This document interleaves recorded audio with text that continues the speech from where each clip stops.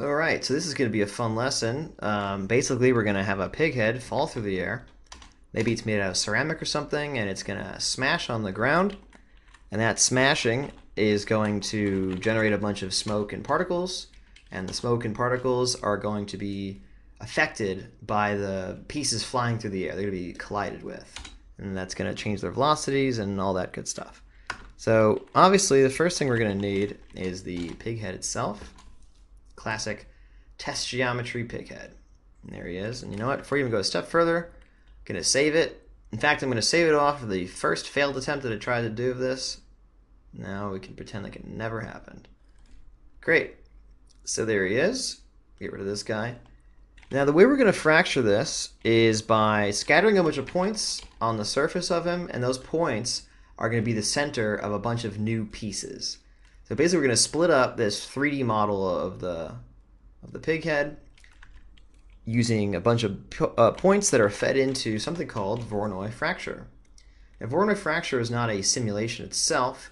It's just a mathematical algorithm that basically says for every point, the space around each point that is closest to that point becomes a new cell. Now, that kind of sounds weird saying that out loud, so let me just show you. So these points are clearly being spread around on the surface of this guy. That's not a necessity, but it's definitely a convenient way to start with a bunch of points near your geometry, is just by putting them on the geometry. The Voronoi fracture itself takes the geometry to fracture and points. So there's the points, and we feed it in. And now if I visualize pieces, smash. There it is. That's based, again, off of these positions. Now if for example, if I change the positions using, let's say, the global seed will, like any random number generator, will move these around. Let me turn this on, maybe it'll be a little easier to see. As I change the seed, it's making them dance around. Now they're all still on the surface, as you can see, but they're just pseudo-randomly being put in other places on the surface. So we got 20 points, because that's what we asked for. And those 20 points are being fed into here. And you'll notice that as I change the seed, well, the whole fracture changes every time too. Pretty cool. And probably an even better way of viewing the fracture is with the exploded view. And once again, as I change the global seed on here, the whole fracture changes. Pretty wild. I'm going to turn this visualize pieces off. I'm going to leave this over here and come back to this. And we're going to make an interior detail. Interior detail, as you can see, we went from having these new surfaces that were created on the inside. So we have our old surfaces, of course, with the texture on it. The new surfaces are flat. And that's, unfortunately, a byproduct of Voronoi. We can try to mitigate that by adding detail. I'm going to make it much smaller so it kind of matches the outside look. And then we'll just maybe noise it up a little bit. This is using a noisy displacement only on the interior parts. So now we've got that look. And of course, if we just turn this off, it's back to this. And we can just see the noisy interior fracture now. What we're ultimately going to do, we're fracturing this ahead of time because we're not going to rely on a physics simulation to break this apart for us. Most of the time, you fracture it artistically yourself. Maybe you might cluster more points in the area that you know is going to hit the ground first. We're going to talk a lot more about destruction and rigid body stuff later. But for now, suffice to say, we've got about 20 pieces. If you want to select these pieces in the viewport, you'll notice that the primitive selection mode is just selecting one face at a time, and that doesn't really help us. You can click on this guy, and this is new in either Houdini 14 or 15, and it'll let you select by groups. Now, we don't have groups designating these specific things here, but what we do have is this name attribute. And what does the name attribute look like? Well, the name attribute is a primitive attribute that says piece 0, piece 1, 2, blah, blah, blah, blah. Basically, each polygon knows which the chunk that it's attached to, or piece, using the nomenclature here. So the explode is actually using that. That's how it knows what to break this up as. It says piece attribute name. So it's looking and it's saying, well, for every unique one of these strings, and this piece 0 goes for a bunch of polygons, it knows to break that up. Now that same courtesy extends to when we're in this mode. I can go to here, attributes name.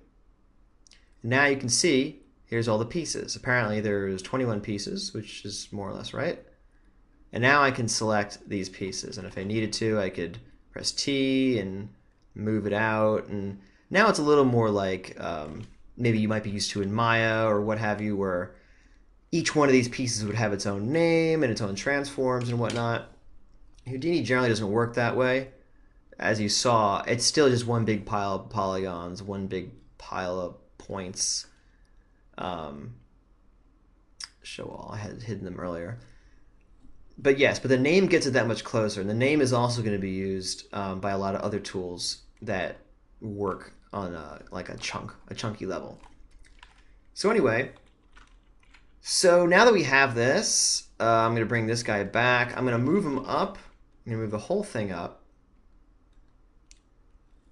Just so we have him, we can drop him from a greater height. So maybe this is good. And while we're here, I'm just going to rotate him just so he kind of hits the ground at an angle maybe. Maybe that might be more interesting. Also, while we're up here, I'm going to make a camera. Remember, control-click the camera. This is just so we can, I'm going to move it back by clicking on the lock. This is just so we can get back to this later, and we don't have to keep finding like a good angle.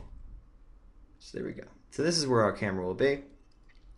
And we have our pieces now. And although I don't usually like to do this, let's use, because we're not going to talk about how to really set up a rigid body thing, let's just click RBD glue object from the rigid body shelf. We'll say RBD packed object. I'll explain what this means when you're older. Let's not concern ourselves with it for now. And let's also add a ground plane. And what it's doing, all this is doing is it's building out this whole DOP network. Look at that. Remember we had to build this whole smoke thing last time? Well, this is instead populating it for us. This is not smoke, of course. This is the rigids themselves coming in here in this rigid body object. The ground plane that we just made. The merge, which is saying collide the ground plane with them. It's being solved by the rigid body solver. It has gravity. And the pieces are all glued together until they experience a force strong enough to break them apart. That's just the high level, just so you have a general idea of what it's doing. I'm also going to give it an initial velocity. Maybe we'll say smash down 15 units per second. So bam. So there you go. Pretty cool. Not bad. Everything's colliding with itself. I feel like we could probably make it a little more violent than that. So let's kick it up, maybe 33%. That's pretty good. Cool. Wonderful. Save it. Now we're not going to have the eventual smoke affect the rigids. Like, it's not going to push the rigid bodies around or anything like that. So basically what we have here, that shelf, not only did the shelf set up the auto DOP network, which we're going to rename right now into rigid sim, or I guess rigid sim for the sake of conformity. It also put some nodes in here. And the node that we're interested in is this DOP import. This is basically getting the result of our rigid sim. So you changed the name and I changed it. It's getting the result of it. It's putting it here. And remember when I said that I'm not going to explain what packed stuff is? Well, I'm still not going to. But we need to fetch unpacked to basically get it back to the form that we're used to. And we would do this anyway. So great. I don't know why those pieces are selected. And let's get that off. And we also want to have it, let's actually get some velocities back in from the sim too. That we're gonna want that for sourcing our particles from later.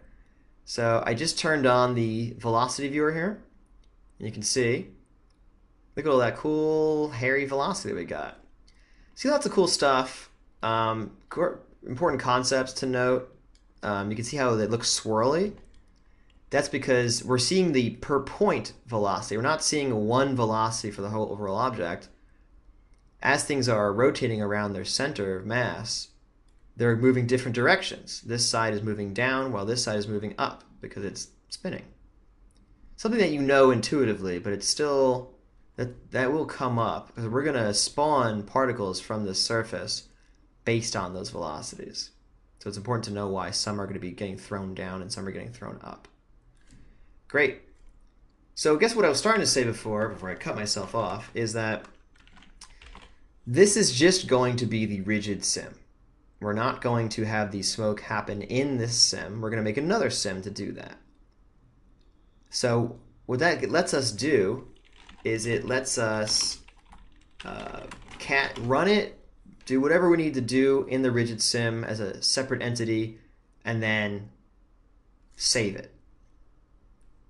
And let's do that here. We'll say save the disk. And it's going to run through it pretty fast because, you know, there's only 20 pieces here. And they are all colliding with each other, but rigid solvers have come a long way. So now we can basically simulate 20 pieces as fast as we can write that to disk. Cool. Load the disk, or load from disk rather, and now we just have it. Now we don't have to wait for the simulation anymore. And I'll just say rigids, and we've got that.